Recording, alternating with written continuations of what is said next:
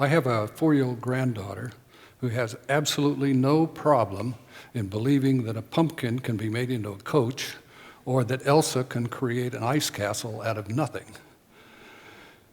Well, when we become adults, we have a tendency to lose that expertise. We become very certain of what is and what is not possible. And we also lose our patience for the unknown.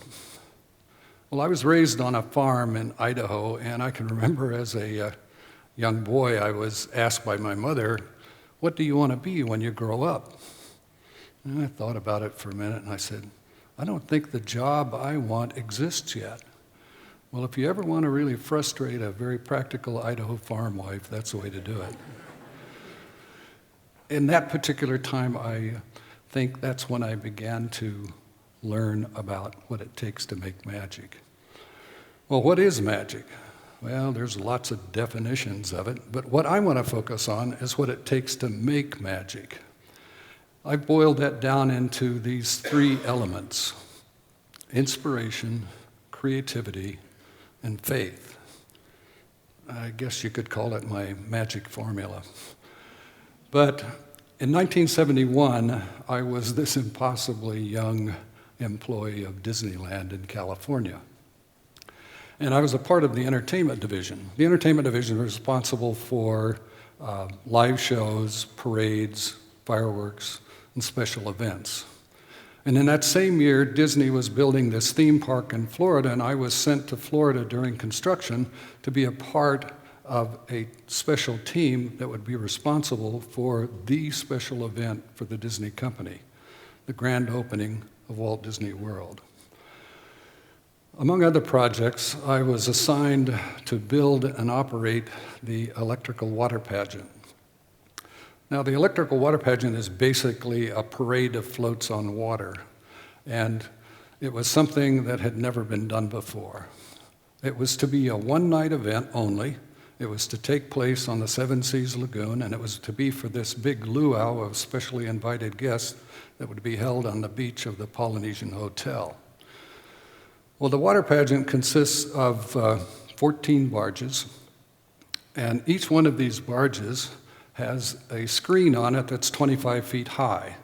And the screen's covered with chicken wire, and there are these Christmas lights that are placed on that in the outline and shapes of various imagined and real water creatures. Well, each barge is about 70 feet long, and that meant that the entire parade or the water pageant was about 1,000 feet long. And so we divided this into 2 strings of 7 barges each. And on each barge, there were these tongues that connected the barges together, and the connection point was a ball hitch type arrangement. And what this did, it allowed the barges to pivot independently. We also put 2 outboard motors on the lead barge of each string, and that was what was used to propel the water pageant across the lakes and the lagoons of Walt Disney World. Sound easy? Sure. Not really. You see, whenever that lead barge slowed down or stopped,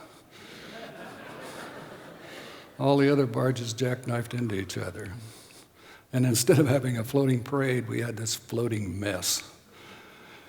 And so we were running out of time, which we always do. And so we contacted these watercraft experts, and they all told us exactly the same thing. They said, what you're trying to do is impossible, because a float or a string of floats on water are not going to act like a string of trailers on land. They're always going to run into each other. Well, we already knew that.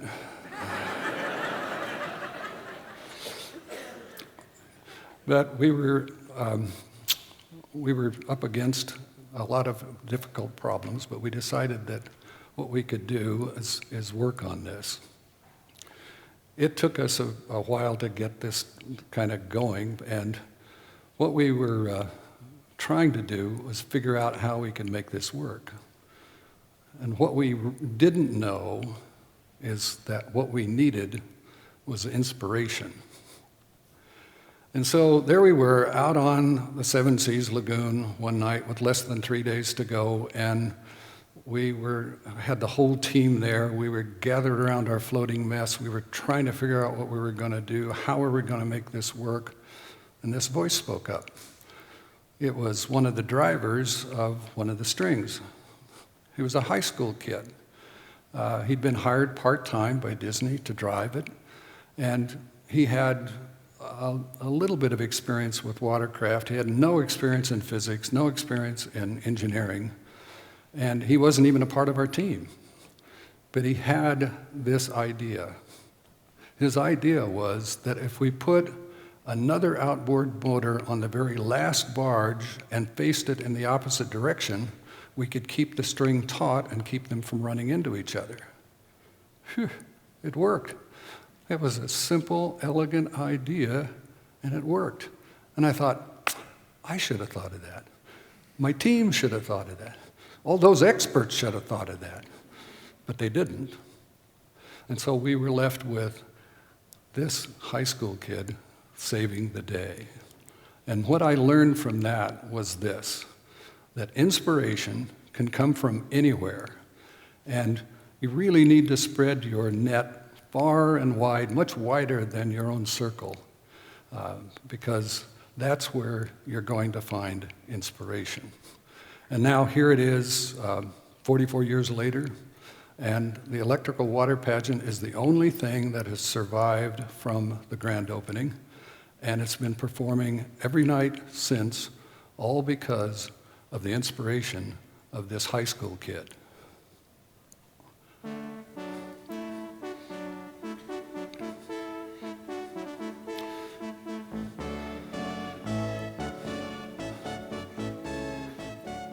Well, my boss at the time was a man named Robert Yanni. He was the head of the entertainment division. He was kind of a creative force of nature at Disney, and he was the one who produced all of the activities and events that's surrounding the grand opening ceremonies. The water pageant was his idea, which, by the way, was a precursor to the Main Street Electrical Parade, which was also his idea.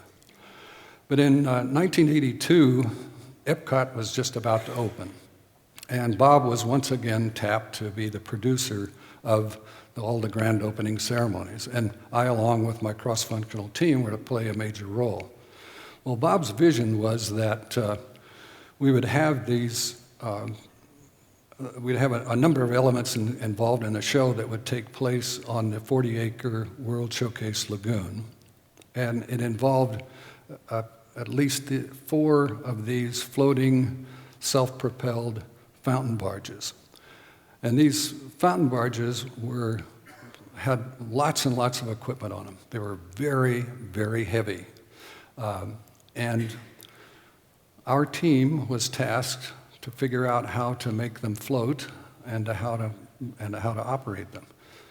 These barges were something that we, as far as we knew, had never been done before. Well, we set in about to work all of this out, and while we were working on trying to figure this out, we came up with our own idea. We had this idea that if we put an outrigger on each one of the barges and we shot fireworks off of it, we could add a whole lot more oomph to Bob's show. Well, we weren't quite sure how Bob would react to this. After all, we were messing around with his idea. But instead of him being resentful, we were surprised by the fact that he welcomed our ideas and even thanked us for them. And I learned a real secret right there about Bob and about his ability to make magic. He realized that creativity is a team effort. It's not the sole domain of a single individual. So it took us a while, and we went to work on this thing, and it was a lot more work than we expected. But that's kind of one of the unglamorous parts of making magic, is hard work. But we finally got these barges floating, and over the years there have been many iterations of this show, but each one of the iterations has included these fountain barges and fireworks. And the very latest iteration that we have of this show has been voted the most popular show in America, the outdoor show in America for the last 12 years.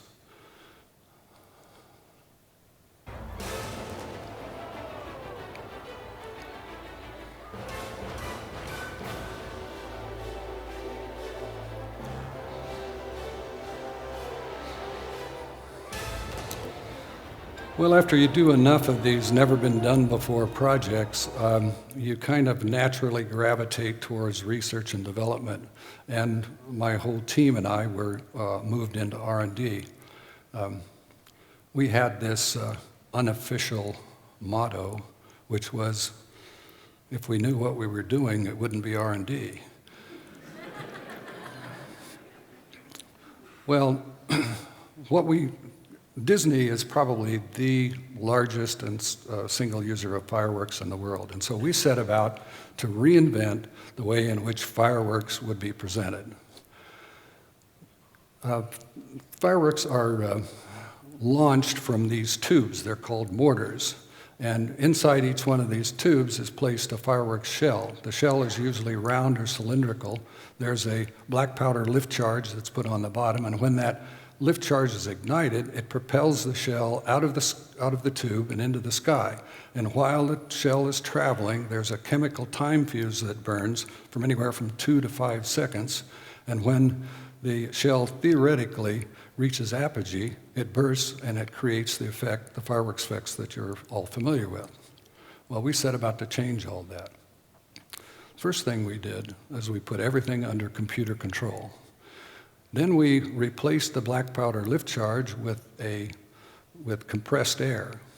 And by adjusting the air pressure, we could determine exactly, precisely, where and how high in the sky we wanted that shell to go.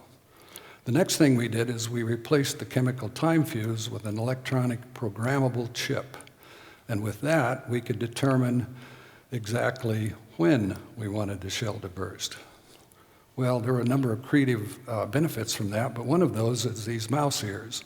We were able to do that. And by the way, you can't do this with traditional fireworks. I know, I tried, I failed too many times. But we then demonstrated this technology at Walt Disney World, at Disneyland Paris, and at Disneyland in California. There were a number of other benefits besides creative. There were environmental benefits, there were financial benefits, there were safety benefits. But despite all those advantages, it would take 15 years before this technology would be realized. And Disneyland was the first one to actually implement it, but they didn't do it until just before I retired. What we did at that point, and what was going on at that point, was that we were trying to get this involved and put in various places. But this brings me to the last element in our magic formula, and that's faith. You see, no matter how good your idea is, there's always going to be these influences, some of them outside of your control, but they're going to resist your ideas. In this case, we were up against and at the mercy of old traditions and old practices. Well, sometimes you can overcome these influences quickly. Sometimes it takes a little longer. Sometimes you might not be able to. But whichever it is, you're going to need faith and patience, and just like hard work, you're never going to know exactly how much you're going to need. Well, I guess after I've done all these magic projects, you might think I'm a little jaded, but actually I believe in it a lot more now than I ever have before. You see, it's because of all those people, those wonderful people that I worked with, people that were creative, people that were able to do things, people that had this unbounded faith that we could actually do the impossible. We could make magic. This time that was spent doing this was something that was extremely valuable for me, something that I learned a tremendous amount about. So here we are, It's a time when magic is something that's everywhere. It's available to all of you. It's out there. It's a matter of combining all the elements that you have available to you to make it happen. And that's not to say it's easy. It's not. But it's what makes magic so valuable. So, don't cheat yourself, or all the rest of us for that matter, for all the magic that you have inside of you. You have everything you need to bring it out. And by the way, if you have trouble in believing in magic, I'll let you talk to my granddaughter. She'll straighten you out. Thank you.